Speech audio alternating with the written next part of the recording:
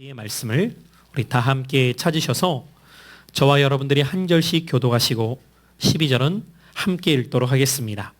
제가 가진 성경으로는 신약 성경 173페이지입니다.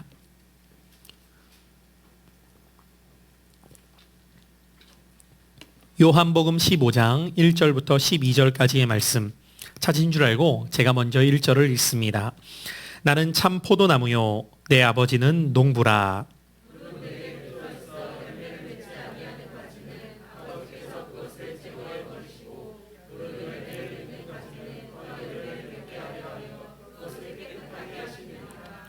너희는 내가 일러준 말로 이미 깨끗하여졌으니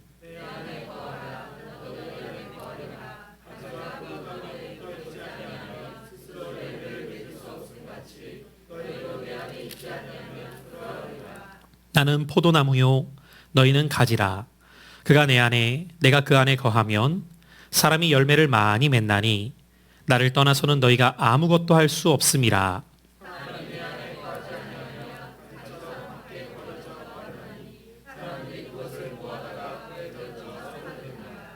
너희가 내 안에 거하고 내 말이 너희 안에 거하면 무엇이든지 원하는 대로 구하라.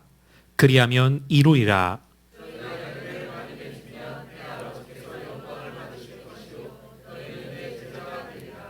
아버지께서 나를 사랑하신 것 같이 나도 너희를 사랑하였으니 나의 사랑 안에 거하라.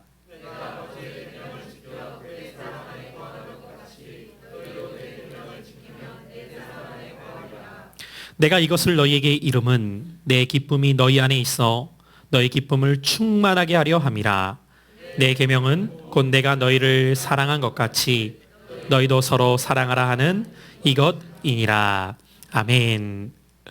오늘도 이 아침 주회전에 나와 말씀을 듣는 여러분들에게 이 말씀이 생명의 양식이 될 수 있기를 축복합니다. 사람이 자라나기 위해서는 음식을 제때제때 잘 공급받는 것이 중요한 것처럼 우리의 신앙과 믿음이 잘 자라나기 위해서는 영의 양식인 하나님의 말씀이 때마다 우리에게 잘 공급되어서 그것이 우리의 심령을 강건케 할 때에 우리는 믿음 안에 건강하게 자라나는 신앙이 될 줄로 믿습니다. 이 아침에도 그런 의미에서 영의 양식을 드시는 이 시간, 그 양식을 아멘으로 화답하며 섭취하는 여러분들 되셔서 믿음이 더해지는 시간 될 수 있기를 축원합니다. 저는 오늘 이 아침 여러분들과 함께 본문의 말씀을 중심으로 기쁨이 충만한 삶의 원리라는 말씀의 제목으로 하나님의 말씀을 선포하겠습니다. 오늘 성경의 배경이 되는 이스라엘 땅은 강수량이 우리나라의 절반밖에 되지 않는 나라예요. 그러다 보니까 그 나라는 무엇보다도 물이 굉장히 중요하고 귀한 자원인 것이죠. 이스라엘이라고 하는 나라는 건기와 우기가 아주 뚜렷합니다. 1년 강수량이 다 해봐야 700mm 정도밖에 되지 않는 그 땅은 그 비조차도 10월 말경부터 3월 말경까지만 우기 동안에 비가 내리게 되고 3월 말부터 10월 중순까지는 비가 한 방울도 내리지 않는 나라예요. 여러분 그럼 생각해 보세요. 그 나라 사람들이 지금이야 여러 가지 수로와 기술이 발달됐기 때문에 다양한 방법으로 물을 얻을 수 있지만 성경 시대가 기록된 2000년 전만 하더라도 그런 기술이 없기 때문에 그들은 1년을 살아가기 위해서는 우기 때 10월 말경부터 3월 말경까지 오는 이 비가 내릴 때에 물을 잘 저축해서 저장해 두어야지만 건기의 시간을 버틸 수 있는 것이겠죠. 그렇게 우기 동안 열심히 비가 내릴 때에 물을 저축하고 저장해 놓습니다. 그리고 그렇게 저축하고 저장해 놓은 물을 가지고 이제 3월 말부터 조금씩 아껴서 사용하기 시작하는 것이죠. 그런데 아무리 아끼고 잘 사용해도 8월 정도가 되면 저축해 놓았던, 저장해 놓았던 모든 물을 다 소진하게 됩니다. 그러면 여러분들 8월까지 아무리 아껴 써도 10월 말이 될 때까지는 비가 내리지 않기 때문에 이 3개월이라는 시간 동안 그들은 물이 없는 상태로 살아가야 되는 거예요. 여러분 아시다시피 양식보다 사람에게 있어서 더 중요한 것은 물이에요. 양식이 없으면 40일 정도를 버틸 수 있다고 하지만 물이 없이는 일주일을 버티기가 힘들다고 말해요. 사람의 몸에는 약 70%가 물로 이루어져 있기 때문이죠. 그럼 여러분들 어떻게 그때 당시의 사람들은 이 2, 3개월이라는 시간을 버틸 수 있었을까요? 그들에게 있어서 이 8월이라는 계절이 찾아오게 되면은 하나님께서 이 백성들에게 주신 축복의 과일이 있었습니다. 그 과일은 포도라고 하는 과일이었어요. 이 포도라고 하는 열매는 8월경부터 수확을 시작합니다. 그래서 이렇게 수확한 포도를 가지고 그들은 이 포도를 즙을 내어서 마실 수 있는 음용, 마시는 음료로 바꾸게 되는데 그것이 바로 포도주가 되는 것이죠. 그래서 그들에게 있어서 포도주는 하나의 음주 가무가 아니라 살아갈 수 있는 힘이었어요. 그래서 포도를 바라볼 때 그들은 무슨 생각을 자연적으로 연상하게 되었냐면 우리의 갈증을 해갈해주는 기쁨의 열매다라고 해서 포도는 곧 해갈의 기쁨이라는 상징적인 의미가 그들 안에 있었던 것이죠. 자, 여러분들 이와 같은 그 당시 사람들에게 있어서 이 배경을 여러분들이 염두에 두시면서 오늘 본문을 생각해 보셔야 돼요. 여러분 오늘 이 요한복음 15장 1절 이하에 기록된 본문의 말씀을 우리는 포도나무와 가지라는 비유의 말씀으로 익히 잘 알려져 있는 말씀이에요. 신앙생활을 조금 하신 분들은 이 본문을 처음 접해 보시는 분들은 많지 않으실 것 같아요. 아주 익숙해 또 아주 잘 알려져 있는 이 본문의 말씀. 그런데 놀랍게도 이 말씀은 다른 복음서에는 기록되어져 있지 않아요. 요한 복음에만 기록되어져 있는 말씀. 그래서 만약에 요한이 이 말씀을 기록하지 않았다면 주옥과도 같은 이 말씀을 우리는 알지 못했겠죠. 이 본문의 말씀을 우리가 큰 문맥 속에서 다시 한번 생각해 보면은요. 요한복음 13장부터 시작된 예수님께서 제자들과 최후의 만찬이라고 불려지는 그 마지막 순간을 보내시며 14장부터는 이제 자신이 떠나갈 것을 아셨던 예수님께서 제자들에게 마지막으로 전해주시는 설교의 말씀. 그래서 우리가 이 말씀을 14장부터 17장까지를 고별 강화, 고별 설교라고도 부른다고 했고 다락방 강화라고도 별명이 붙어 있다고 말씀을 드렸어요. 그럼 여러분들 14장에는 어떤 내용으로 시작하고 있었죠? 제자들이 예수님께서 떠나가신다는 이야기를 듣자 근심하는 모습으로 비춰지게 되었을 때에 예수님께서 제자들을 향해 너희는 마음에 근심하지 말라 라고 하시며 내가 떠나가는 것은 너희를 위해 거처를 예비하기 위해 집을 짓기 위해 가는 것이고 다시 너희에게 오게 될 터인데 내가 떠나가는 동안에 너희를 홀로 두지 않고 나와 꼭 같지만 다른 보혜사를 너희에게 보내줄 것이다. 성령님에 대한 약속을 그들에게 주시는 내용이 14장에 기록되어 있었습니다. 그래서 우리는 지지난주와 지난주에 성령 강림주를 두고 성령님에 대한 말씀을 함께 살펴보았던 것이죠. 여러분들이 이것을 염두에 두셔야 돼요. 성령님에 대한 말씀을 그들에게 전해주신 다음에 이어지는 내용이 15장 포도나무와 가지의 비유라고 하는 내용이 오늘 담겨있기 때문이에요. 여러분 근심하고 있었던 제자들 그들에게 주님은 성령님을 보내주시겠다라는 약속과 함께 이제 근심하고 있었던 제자들을 향하여서 그들이 더 이상 근심 가운데 놓여 있는 것이 아니라 그들의 삶이 기쁨이 충만한 삶이 될 수 있는 원리를 가르쳐 주고 계시는 거예요. 그것이 지금 포도나무와 가지의 비유를 통해서 제자들에게 들려주고 계셨던 메시지라는 것입니다. 우리가 이 말씀을 앞에 두고 먼저 저와 여러분들이 우리의 삶을 돌아보기를 원해요. 여러분, 여러분들의 삶은 지금 기쁘세요? 아마 요즘에 목사님 저는 근래의 삶이 너무 기쁘고 행복해요 라고 자신 있게 말할 수 있는 분들이 많지 않을 것 같아요. 우리가 처해 있는 환경이나 우리가 놓여 있는 상황이나 하루하루의 삶이 그리 기뻐할 만한 일들이 없기 때문이죠. 그 이유는 무엇일까요? 아마도 그 이유는 한치 앞을 알 수 없는 막막한 내일의 삶과 두려운 미래의 삶이 작용하고 있기 때문일 거예요. 이것은 우리만이 아니라 제자들도 그랬습니다. 제자들이 왜 근심하게 되었죠? 그 이유는 다른 것이 아니었어요. 모든 것을 버리고 예수님 따라왔는데 예수님 따라가면 이제 내 인생 팔자 필 것 같았고 이제 내 인생은 뭔가 한 자리 차지할 것 같았고 뭔가 보장된 내일이 있을 것 같았는데 그런 예수님이 떠나신다고 하니까 근심이 찾아오는 거예요. 그들의 근심은 두려움의 내일에 놓여 있었어요. 그것은 제자들만이 아니죠. 저와 여러분들도 마찬가지일 수 있다는 것이죠. 도대체 우리가 처해 있는 이 상황이 언제 끝날지, 내일은 어떻게 될지, 내 삶은 누가 책임져 줄 수 있을지에 대한 그 두려움, 미래를 생각할 때 기쁨이 아니라 근심이 찾아오는 것은 어쩌면 당연할지도 모릅니다. 그렇기 때문에 오늘 이 본문의 말씀은 저와 여러분들이 더 주의 깊게 들을 수밖에 없고 오늘 이 말씀을 통해 제자들에게 근심이 아닌 기쁨이 충만한 삶의 원리를 가르쳐 주시는 이 예수님의 말씀은 제자들에게만이 아니라 오늘을 살아가고 있는 저와 여러분들에게도 주시는 영적인 원리임을 붙잡는 이 아침 되시기를 축복합니다. 여러분, 여러분들의 삶은 오늘 어떤 삶의 원리를 붙들고 살아가고 계십니까? 그리고 나는 과연 근심에 놓여 있는지 기쁨에 놓여 있는지 자신의 모습을 생각해 보시면서 오늘 이 말씀의 원리를 우리가 함께 붙잡고 근심에 놓여 있는 저와 여러분들의 삶이 아닌 기쁨이 충만한 삶을 살아갈 수 있게 될 수 있기를 원합니다. 그렇다면 오늘 이 말씀 속에서 예수님께서는 제자들을 비롯한 이 땅을 살아가고 있는 주님의 자녀들이 어떻게 기쁨이 충만한 삶을 살 수 있는가를 말씀하고 계시는 것일까요? 두 가지의 원리를 우리는 오늘 이 본문의 말씀을 통해 깨닫고 발견하는 시간이 되고자 해요. 첫 번째 원리는 같이 한번 우리 따라해 보시겠습니다.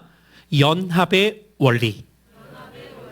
오늘 첫 번째로 예수님께서는 저와 여러분들의 삶이 근심이 아니라 기쁨이 충만한 삶을 살기 위해서는 주님과의 연합이 그 원리에 있음을 가르쳐주고 계세요.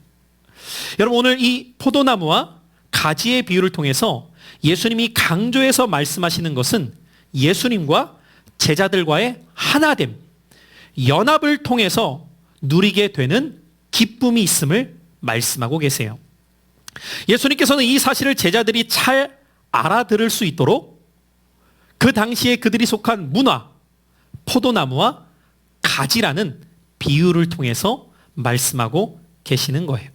여러분, 이 포도나무와 가지를 통해서 예수님께서 가르쳐 주시고자 하는 핵심은 무엇입니까? 가지는 나무를 떠나서는 열매 맺을 수 없다는 원리예요. 가지는 열매에 붙어 있지 않고서는 결국 풍성함을 누릴 수 없다라는 것을 말씀해 주고 계시는 거예요. 자, 오늘 본문 말씀 특별히 1절부터 시작되는 이 내용에서 예수님께서는 당신을 참 포도나무라고 설명하면서 이 본문이 시작되는데 우리 4절로 5절의 말씀을 함께 두 절을 읽어볼 때 이 4절로 5절에서 예수님께서 강조하고 계시는 핵심이 무엇인가를 여러분들이 생각해 보시며 두 절을 한번 읽어보도록 하겠습니다. 같이 우리 두 절을 함께 읽습니다. 시작. 내 안에 거하라. 나도 너희 안에 거하리라. 가지가 포도나무 붙어 있지 아니하면 스스로 열매를 맺을 수 없음 같이 너희도 내 안에 있지 아니하면 그러하리라. 나는 포도나무요 너희는 가지라. 그가 내 안에 내가 그 안에 거하면 사람이 열매를 많이 맺나니 나를 떠나서는 너희가 아무것도 할 수 없음이라. 여러분, 지금 4절로 5절 두 절의 말씀을 읽어보시면서 이 말씀을 통해 예수님께서 강조하고 계시는 핵심이 어디에 있어요? 거하라. 연합의 원리를 강조하고 계시는 것을 우리는 발견하게 되어요. 너희가 내 안에, 내가 너희 안에 거하게 될 때에 너희는 열매를 많이 맺을 수 있단다. 그러면서 더 중요한 말씀을 하시죠. 나를 떠나서는 너희가 아무것도 할 수 없느니라 라고 말씀하고 계세요. 여러분, 이 말씀을 통해 제자들은 어떤 깨달음을 갖기를 바라셨을까요? 예수님께서 이 말씀을 하셨던 것은 제자들이 왜 근심하고 있죠? 예수님이 떠나신다고 생각했기 때문에. 그런데 예수님이 이 말씀을 통해 무엇을 지금 말씀하기를 원하시죠? 나는 너희를 떠나는 것이 아니야. 나는 너희를 떠나는 것이 아니라 나와 똑같은 그러나 다른 보혜사를 너희에게 보내줄 거란다. 자, 그렇다면 여러분들, 오늘 우리가 이 말씀을 통해 내가 예수님 안에 거하고 예수님이 우리 안에 거한다라는 이 연합의 원리를 우리가 살아가기 위해서는 어떤 말씀을 우리가 붙잡아야 되냐면 앞에 있는 14장의 말씀을 우리가 잊지 말아야 된다는 거예요. 14장의 내용이 무엇이었습니까? 성령님을 보내주시겠다는 말씀이었어요. 그래서 지난주일 성령 강림 주일에 제가 말씀의 제목을 여러분들에게 뭐라고 삼았느냐? 다시 한번 우리 기억하는 의미에서 따라해 보시죠. 오직 성령으로. 무엇으로요? 오직 성령으로. 이는 힘으로 되지도 않고 능으로 되지 않고 오직 나의 신으로 되느니라라고 하는 이 말씀과 오늘 예수님께서 말씀하셨던 5절 하반절에 나를 떠나서는 아무것도 할 수 없음이라라는 말씀이 일맥상통하고 있다는 거예요. 일치하고 있다는 것이죠. 그렇기 때문에 여러분들, 저와 여러분들의 삶 가운데에서 성령님과 함께 살아가지 않는 자는 결코 기쁨의 삶을 누릴 수 없다는 것을 말씀해주고 계신다는 거예요. 왜요? 신앙생활하면서 우리의 기쁨은 어디로부터 오냐면 신앙생활을 해 나가면서 하나님께서 맺게 하시는 열매들을 바라보면서 우리는 기뻐할 수 있기 때문입니다. 특별히 여러분들, 성령의 열매 가운데 두 번째 열매가 어떤 열매이냐? 희락의 열매입니다. 희락이 뭐예요? 기쁨이에요. 그런데 그 기쁨이 왜 우리 안에 없느냐? 왜 열매가 맺혀지지 않느냐? 사람들은 열매에 관심을 갖지만 열매의 핵심은 열매 자체에 있는 것이 아니라 나무에 접붙임되어 있는 원리를 통해서 열매가 맺혀지기 때문입니다. 많은 사람들은 인생을 살아가면서 나타나는 현상에 주목합니다. 그러나 여러분들, 그리스도인은 보이는 것들로 살아가는 자들이 아님을 깨닫게 되시기를 축복합니다. 지난 금요일 저는 이곳에서 말씀을 선포할 때에 이런 말씀을 전했습니다. 믿음으로 살아가는 삶이 무엇일까? Live by faith. 믿음의 삶은 not by sight. 보이는 것으로 살아가는 것이 아닙니다. 여러분, 저와 여러분들의 삶이 믿음으로 살아가기 위해서는요, 나타나는 보여지는 것들을 쫓아가는 것이 되어서는 안 됩니다. 보이지 않지만 더 중요한 역할이 있고 영역이 있고 원리가 있다는 것을 우리가 기억해야 돼요. 그 원리는 무엇입니까? 주님과의 연합의 원리예요. 그래서 정말 그리스도인의 삶이 기쁨이 충만한 삶을 살아가려면 오늘 여러분들이 확인하셔야 될 것은 보이는 환경이 아닙니다. 주어져 있는 상황이 아니에요. 내가 정말 그리스도 안에서 기쁨이 충만하기를 원한다면 나와 그분과의 관계가 얼마나 연합된 관계로서 살아가고 있느냐, 얼마나 밀접한 관계로서 살아가고 있느냐, 얼마나 친밀한 관계를 누리고 있느냐, 그것을 다시 말한다면 얼마나 성령님을 내 삶 가운데에서 모시고 인정하고 동행하며 살고 있느냐를 통해 기쁨의 충만함이 열매 맺게 되어 있다는 거예요. 여러분, 지난주일 말씀을 들은 그 이후 한 주간의 여러분들의 삶은 얼마나 성령님을 여러분들의 삶 가운데 인정하며 살아가고 계셨습니까? 그 성령님께서 우리 안에 거하시고 내가 그분을 모셔드리고 그분을 순간순간 인정하고 그분을 따라 살아가려고 할 때에 성령님께서 여러분들의 삶에 기쁨의 열매를 맺어가게 하시는 거죠. 사람은 관계를 통해 누리는 기쁨보다 더 큰 기쁨이 없어요. 그렇기 때문에 하나님께서는 예수 그리스도를 통해 이 원리를 제자들에게 가르쳐 주시면서 자신의 삶에 열매가 없는 것을 바라보지 말고 그 열매를 맺을 수 있는 근원이 되는 주님과의 연합을 맺어가라고 가르쳐 주고 계시는 겁니다. 여러분, 오늘 그래서 주님께서는 이 말씀을 통하여서 주님 안에 우리가 거하고 그분이 우리 안에 거하는 이 말씀을 포도나무와 가지의 원리를 통해 접붙임의 원리, 결코 떨어져서는 안 된다를 말씀하고 계시는 거예요. 제가 종종 드리는 말씀이 있죠. 아마 저희 교회를 그래도 좀 다니셨던 분들은 이제 기억하실 거예요.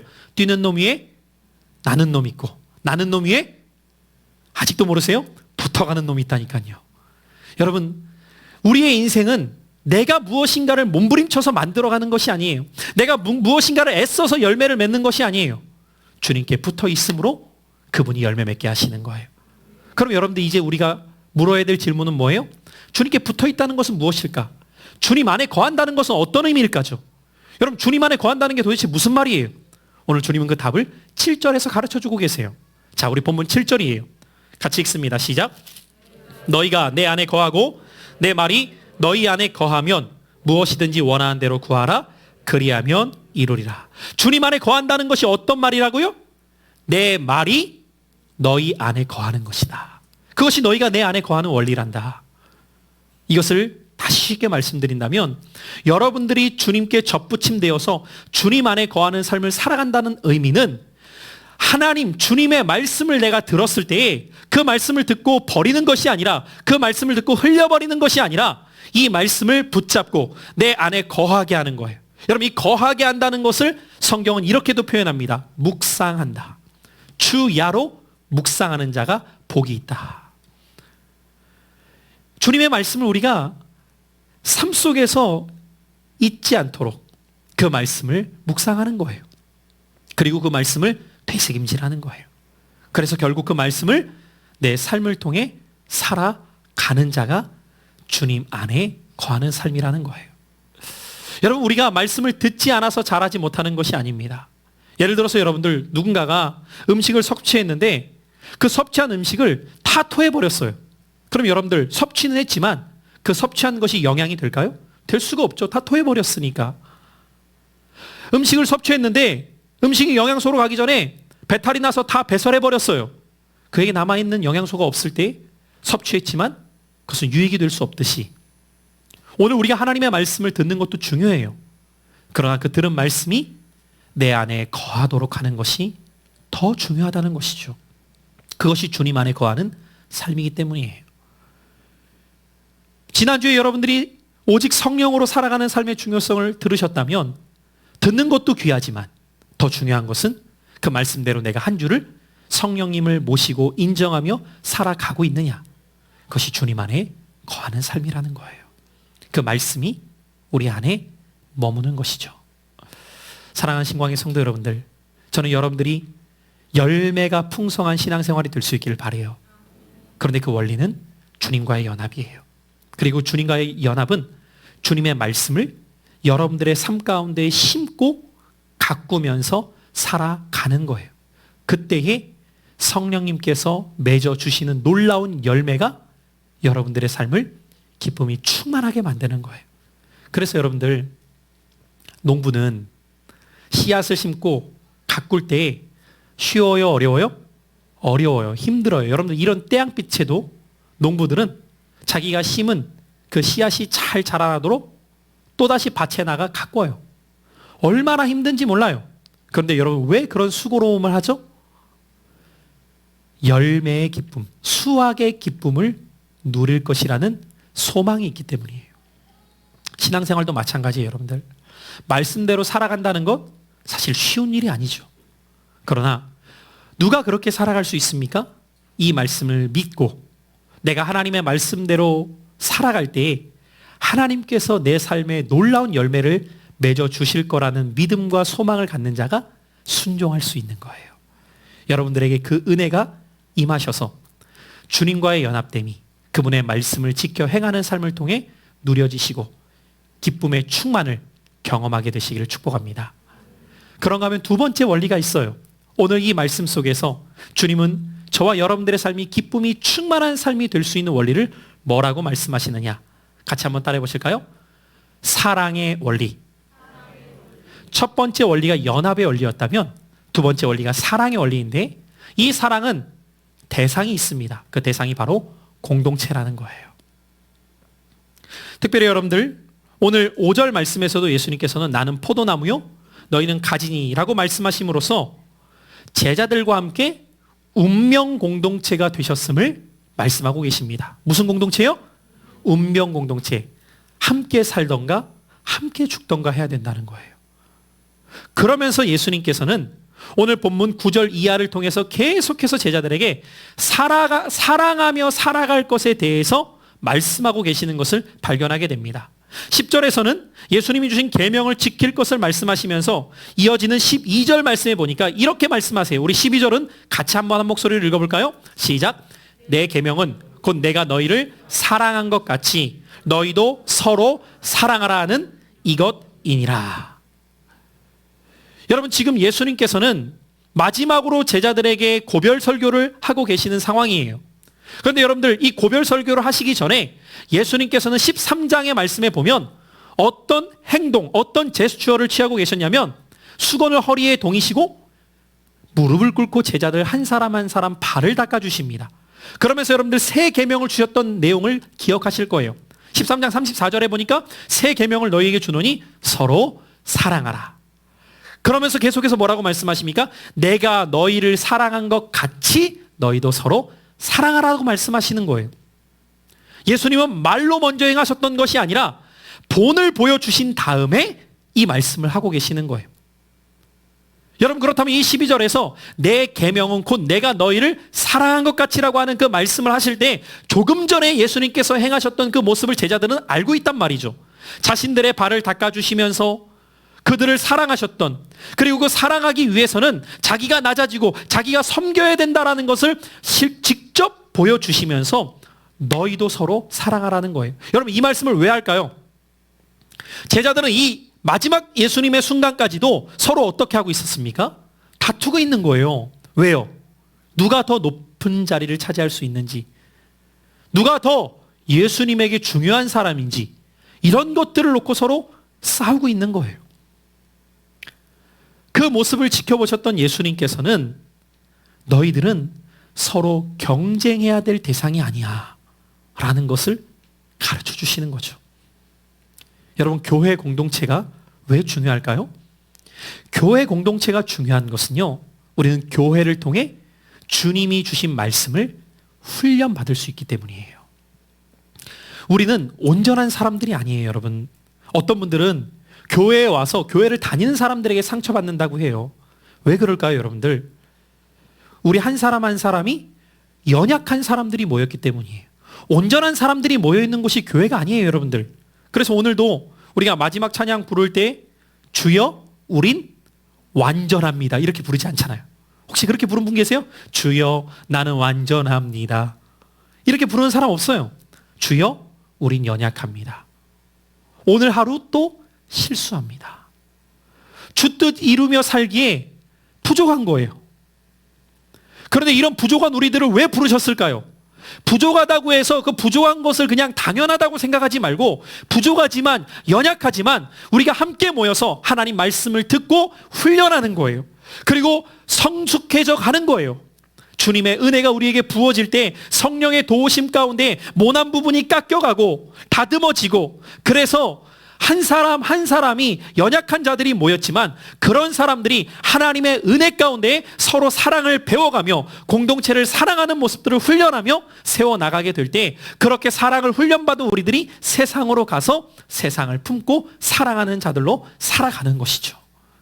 여러분, 저는 그런 의미에서 우리 공동체가 사랑을 훈련하며 공동체를 서로 사랑해 나가는 교회가 될 수 있기를 주님의 이름으로 축복합니다. 자, 그런 의미에서 우리 서로 같이 옆에 있는 분들하고 이렇게 한번 인사합시다. 우린 연약합니다. 그래서 훈련해야 됩니다. 여러분, 연약해요. 목사인 저도 연약하고 성도인 여러분들도 다 연약하잖아요. 그렇기 때문에 이런 말씀 앞에서 우리는 예수님이 어떻게 행하셨는가를 바라보면서 우리도 그 모습을 닮아가는 겁니다. 예수님께서는 내가 너희를 사랑한 것 같이라고 말씀합니다. 그럼 여러분, 예수님이 우리를 어떻게 사랑하셨을까요? 요한복음을 기록한 요한은 동일한 요한 1서를 통해 이렇게 우리에게 말씀해 주고 계세요. 자, 우리 요한 1서 3장 16절 말씀 한번 읽어봅니다. 시작. 그가 우리를 위하여 목숨을 버리셨으니 우리가 이로써 사랑을 알고 우리도 형제들을 위하여 목숨을 버리는 것이 마땅하니라. 여러분, 주님이 우리를 어떻게 사랑하셨대요? 목숨을 버리셨대요. 내가 너희를 사랑한 것 같이라는 그 의미는 내가 할 수 있는 만큼이 아니에요. 내가 해보려고 노력했는데 안 되니까 포기하는 것이 아니에요. 어떻게 해요? 목숨을 버리는 데까지 나아가도록. 그런데 주님은 그렇게 해라 말씀만 하시는 것이 아니라 당신이 보여주셨다고요. 이 말씀을 하신 이후에 예수님은 생명을 내어주세요. 누차 말씀을 드리지만 요한복음 이 말씀을 기록할 때 요한은 AD 90년경이었어요. 그 말은 한참의 시간이 지난 다음에 예수님의 말씀을 성령께서 하나하나 깨닫게 하시고 이 말씀을 기록하고 있었다는 것이죠. 그러면서 요한은 뭘 생각해 보았을까요? 그때는 미처 다 헤아리지 못했는데 이 말씀 속에 이런 의미가 담겨 있었던 것이었구나. 주님이 이 말씀을 하셨던 것은 앞으로 일어날 일들이 어떠한 일인가를 다 아시면서도 이 말씀을 우리에게 하고 계셨던 것이구나. 그래서 여러분들, 교회 공동체는요, 주님의 사랑을 받고 그 사랑을 실천하는 곳이 되어야 돼요. 참 힘들죠.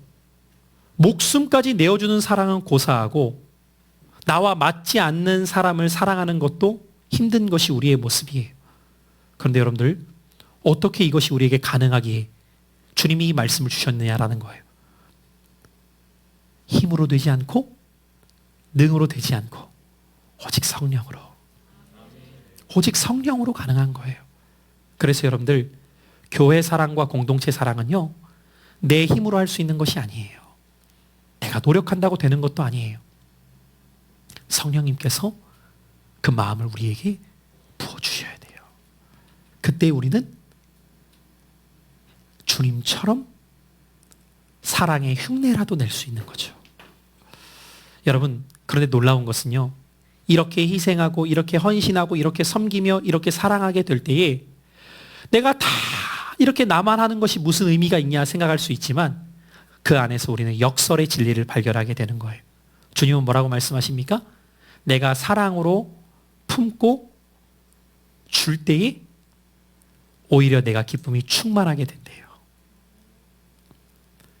여러분, 이 원리는 무엇인가를 갖고 보고 키워본 사람은 조금은 느껴요.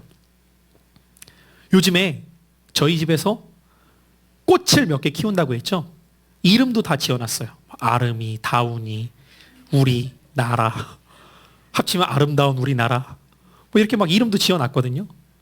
그런데 여러분들, 꽃은요, 제가 생각할 땐 그래요. 주는 게 없어요. 내가 다 줘야 돼. 물도 줘야 되고, 가꿔 줘야 되고, 햇빛도 줘야 되고. 얘는 나한테 도대체 뭘 주는 거야? 어떨 땐 향기도 안 나는 것 같아요. 너 나한테 뭘 주냐? 그런 생각이 들 때가 있는데, 여러분, 내가 그렇게 잘 가꾼 꽃이 화사하게 피어 있고 자라날 때 그걸 바라보는 기쁨 아세요? 저는 몰랐어요. 근데 근래에 조금 그게 뭔지는 알 것 같아요.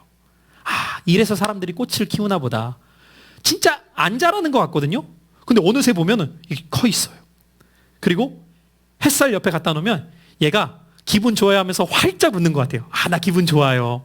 이렇게. 그게 뭔지 모르죠, 남자들. 저도 몰라요. 근데 요즘에 조금 알겠더라 이 말이에요. 그걸 이렇게 보니까. 근데 내가 가꾸었는데 얘가 잘 자라는 모습을 보면서 내가 기쁜 거예요. 여러분, 교회 공동체가 그래요. 내가 사랑으로 섬기고 사랑으로 내가 그 사람을 품잖아요. 그때 그가 믿음 안에서 잘 이렇게 자라나는 모습을 보면 그것을 바라보는 내가 더 기쁘고 감사해요. 제가 목회를 하면서 참 감사할 때가 언제냐? 성도님들이 믿음의 뿌리를 내리고 믿음 안에서 잘 자라나는 모습을 볼 때 내가 행한 것도 아니지만 나는 그냥 주님 말씀대로 순종하며 최선을 다해서 섬기려고 할 뿐이지만 그렇게 그냥 자라나는 모습을 볼 때 그 자체가 얼마나 기쁘고 감사한지 몰라요. 사랑하는 성도 여러분들, 공동체의 사랑은 여러분들의 삶을 기쁨의 충만함으로 이끄는 원리라는 것을 깨닫게 되시길 축복해요. 그러려면 어떻게 해야 돼요? 이 말씀을 순종하고 실천해 보셔야 되는 거예요. 내가 그렇게 행할 때에 하나님께서 어떤 열매를 내게 허락하시나. 오늘 예수님께서는 마지막 설교를 제자들에게 하고 계시면서 제자들에게 이 당부를 하고 계시는 거예요. 사랑하는 제자들아, 너희들끼리 서로 다투어서는 안 돼. 너희들끼리 서로 더 높은 자리를 차지하기 위해 경쟁해서는 안 돼. 너희들끼리 서로 사랑하게 될 때. 그럼 여러분들 왜 주님은 사랑의 말씀을 이렇게 강조하실 수밖에 없었을까요? 알고 계셨기 때문이에요. 뭘 알고 계셨을까요? 앞으로 그들에게 찾아올 환난과 고난을 알고 계셨어요. 여러분, 근래에 제가 자주 듣지는 않지만 한 번씩 인터넷 글을 통해서나 혹은 교회를 다니는 사람들 중에서도 이런 코로나 시대 때에 교회 공동체나 어떠한 그 교회에 대해서 부정적인 표현들 하는 것들을 듣거나 보게 될 때 참 마음이 아파요. 여러분, 분명히 우리가 지금껏 경험했던 삶과 코로나를 통해서 그 이후의 삶은 여러 부분에서 변화를 경험하게 될 거예요. 그것이 어떤 모습이 될지는 아직 아무도 모르죠. 왜요? 아직도 코로나가 진행 중이니까. 그런데 여러분들 알다시피 벌써부터 그전에도 개인주의 시대였던 이 사회 속에서 사람과 사람의 관계가 더 소원해지고 멀어지죠. 그리고 사회적 거리두기에서 끝나는 것이 아니라 사람과의 거리두기가 심리적으로도 다양한 모습으로 나타나고 있죠. 심지어 교회가 타깃이 되어서 많은 사람들에게 비방과 손가락질을 당하고 있는 시대를 우리는 지금 경험하고 있습니다. 비록 상황은 다르지만 고난과 환난이라는 측면에 있어서는 같은 맥락 속에서 우리가 보게 될 때에 이런 시대 속에서 우리가 더 붙잡아야 될 것은 무엇이냐면 공동체 사랑이에요. 서로를 비방하거나 탓하거나 손가락질하는 것이 아니라 서로를 더 사랑하며 서로 격려하고 서로 손 내밀고 서로 붙잡아주고 서로 안아주며 서로 함께 가는 거예요. 이 공동체 사랑을 통해 어떠한 고난과 어려움을 우리는 이겨나갈 수 있게 되는 것이죠. 저는 오늘 말씀의 결론을 맺으면서 사랑하는 신광의 성도 여러분들, 예수님께서는 우리의 삶이 근심이 아니라 기쁨이 충만하기를 원하십니다. 그래서 가르쳐 주세요. 연합의 원리를 붙들어라. 주님과 연합된 삶을 살아가면 너가 내일을 걱정하지 않아도 그분이 열매 맺게 하실 거야.